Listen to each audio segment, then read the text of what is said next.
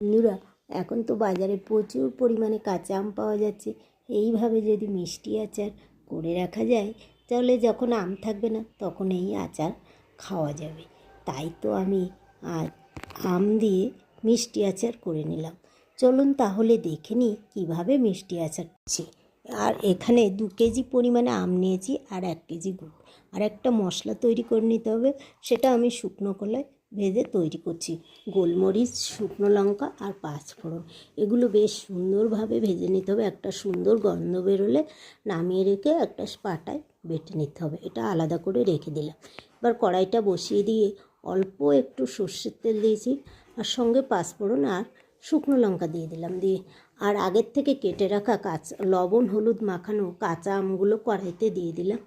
দিয়ে বেশ ভালোভাবে নাড়াচাড়া করে নিতে হবে।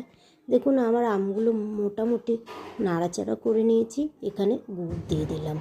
গুড়টা দিয়ে নাড়াচাড়া করতে হবে। এখানে আমি জল ব্যবহার করিনি, কারণ জল দিলে অতটা ভালো হয় না। আচারটা একটু অনেক দিন ধরে রাখতে হবে, তো তাই এখানে আমি গুড়টা দিয়েছি। গুড়টা দেখুন গলে এসছে, কি সুন্দর লাগছে তাই না?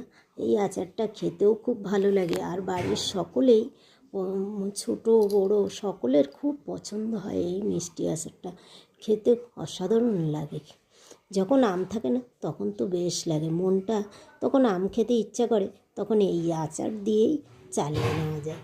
দেখুন আমার আচারটা আমি তৈরি করছি, কি সুন্দর লাগছে। আর গুড়টা তো গলে এসছে, আর একটা যা গন্ধ বেরোচ্ছিল, সে গন্ধটা তো আর বলে, সুন্দর একটা গন্ধ বেরোচ্ছিল।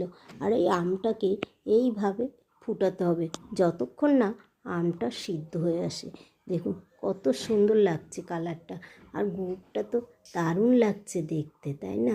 আমটা আমি বেশ সুন্দরভাবে ফুটিয়ে নিচ্ছি যতক্ষণ না এই আমটা সিদ্ধ হয়ে আসে। এখন আমার আমটা প্রায় হয়ে এসছে, আর অসাধারণ একটা কালার চলে আসছে।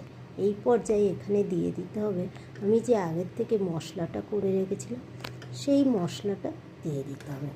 মশলাটা দিয়ে দিলেই রেডি হয়ে যাবে মিষ্টি আমের আচার। এখানে আর কিছু দেওয়ার প্রয়োজন নেই। দেখুন আমার আচারটা প্রায় হয়ে এসছে। এই পর্যায়ে এখানে দিয়ে দিতে হবে আগের থেকে গুঁড়ো করে রাখা মশলাটা, আর সঙ্গে কিছুটা পরিমাণ চিলি ফ্লেক্স। এটা দিলে আচারটা টক ঝাল মিষ্টি লাগবে, খেতে বেশ সুন্দর লাগবে। দেখুন কত সুন্দর লাগছে। আমার রেসিপিটা যদি আপনাদের কোনো অংশে ভালো লাগে, তাহলে লাইক কমেন্ট শেয়ার করতে ভুলবেন না। কেমন বন্ধুরা? এখন তবে আসি।